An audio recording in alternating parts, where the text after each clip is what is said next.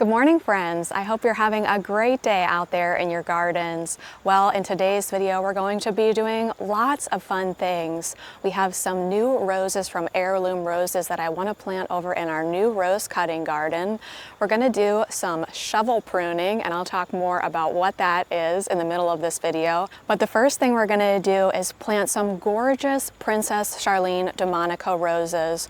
Before I tell you about this rose, I want to let you know that if you're in the market for roses, Heirloom Roses has generously given all my viewers 25% off their entire store with the coupon code NORTHLAWN20. So if you're getting excited about roses or shopping for roses, go ahead and use that code to save 20%. That really adds up, especially if you're like me and buy 9 roses instead of 1.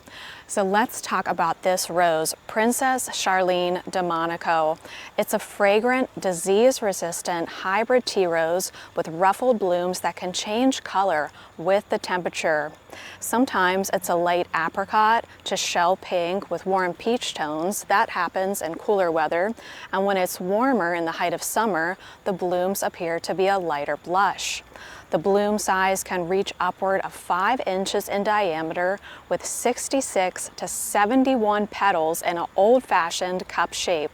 The fragrance is a sweet mix of candy and fresh fruit, and in terms of the size, it can reach over 7 feet tall by midsummer, but it's only 2.5 to 3 feet wide, and that's really one of the #1 reasons why I chose this particular rose, because in this area back by our dining room table we are exposed to other houses and the road. So I really want to create a wall of narrow, tall roses for cutting that will not only give me lots of blooms to bring inside, but also provide privacy for us when we're sitting back there at the dining room table. So let's head on back there now and talk a little bit about roses grown on their own roots versus roses that are grafted. Here we have a Princess Charlene de Monaco rose that is grown on its own roots. You're going to see this listed on websites as own roots versus grafted. So an own root rose means that it was propagated via taking a cutting from a mother plant. That cutting was stuck into medium and then it grew its own roots. So it's genetically the same on the bottom, underground, as it is above ground, on top. This plant is genetically the same, the entire thing. The root system, the stems, the blooms, everything is exactly the same in terms of the actual cultivar. Now in contrast to that, we have grafted roses. This is the kind of rose that I know that I grew up with. Did you grow up with grafted roses?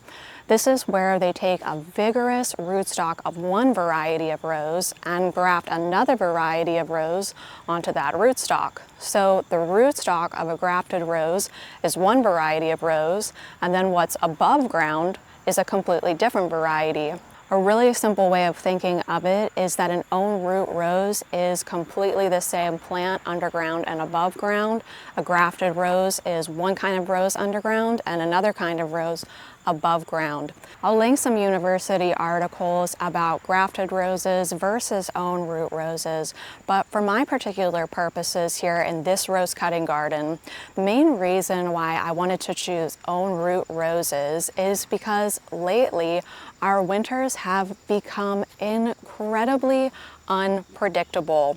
Just, I think it was 2 years ago, they pushed us from a zone 6B to a 7A. And then last year, we had one of the coldest winters that I've ever experienced since I lived in this area. We went down to 0 degrees Fahrenheit, and it killed off almost all.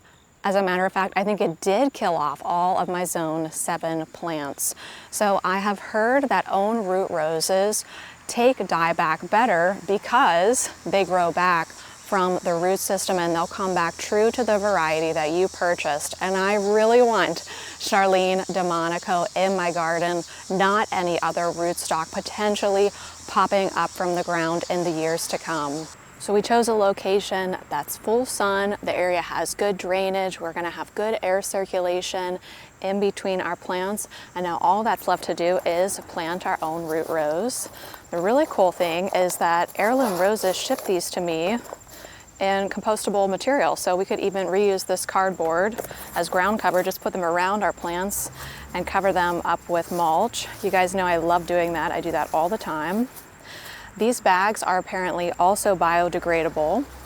They say don't plant the bag itself, but if you throw it in the compost pile, that it will biodegrade. So let's give that a try too. Next, I'm just going to set my rose in the hole. And now all that's left to do is cover it up. And I'm going to follow Heirloom Rose's instructions and bury it about 1 inch deeper than the soil level of the plant itself. Newly planted roses should be watered approximately 2 to 3 times per week with 1 to 2 gallons of water each. At this point in time, my garden's about 9-10 years old. I'm doing a lot of pruning versus planting.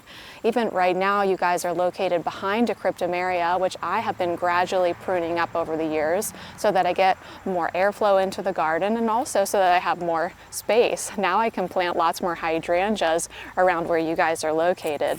But some plants are just not worth it and they need to be pruned out, shovel pruned out. Take, for instance, this David's Phlox. I have it growing all throughout the garden. I didn't even buy it, someone gave it to me, which I was really thankful for, but it always gets powdery mildew no matter what I do, no matter where I put it, and even if I prune it back hard in the middle of the season, hoping that the next flush of leaves will be nice and clean, inevitably that second flush of leaves gets powdery mildew too. So I'm shovel pruning it out. I don't even think I'll really replace the David's Phlox back here with anything else, but the David's Phlox that I removed the other day from the garden, I replaced with another oak leaf hydrangea, which I know will thrive in my area. And at the end of the day, it kind of has a similar bloom, but lasts longer, provides good fall color, and doesn't get any diseases like David's Phlox. So let's shovel prune it out. Oh, Grace is gonna help us with the shovel pruning.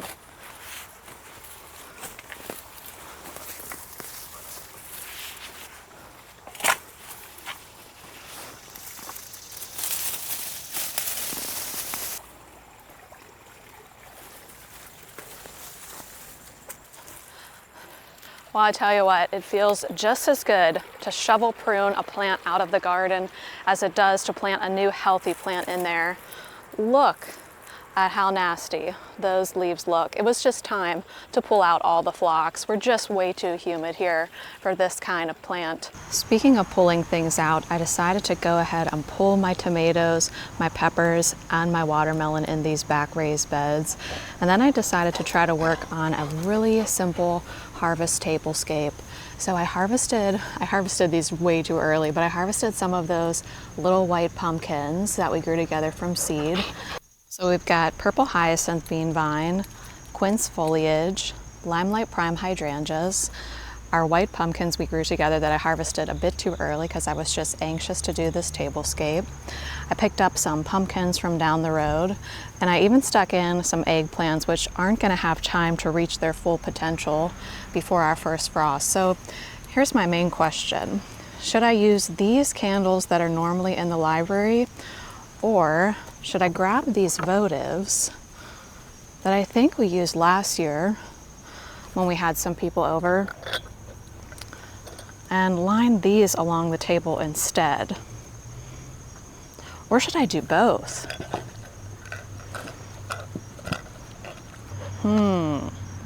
Maybe we should actually do both.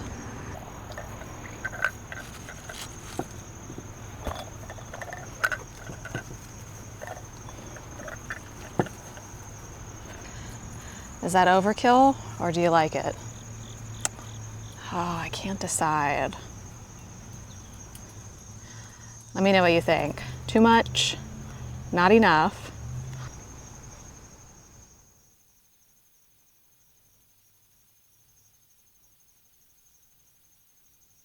Well, friends, I think I'll wrap up today's video here, but I wanted to let you know that I think I'll be increasing the amount of videos that I put out in the fall. I have bulbs arriving next week, pansies, more roses, and we will be heading back over to my parents to finish their garden renovation. It's been staying really warm here. I think it was even in the high 80s last week, so I didn't want to put in that instant boxwood hedge when it was almost 90 degrees out. I really wanted things to cool down. We're also going to be getting into some crafting. I'm going to talk a little bit about why I'm thinking about starting a CSA. So just lots to share with you in the upcoming videos. So look for videos on Saturday morning and Wednesday morning, at least for the next month or two. I hope you have a wonderful day out there in your gardens, and I'll see you sometime soon. Bye, friends.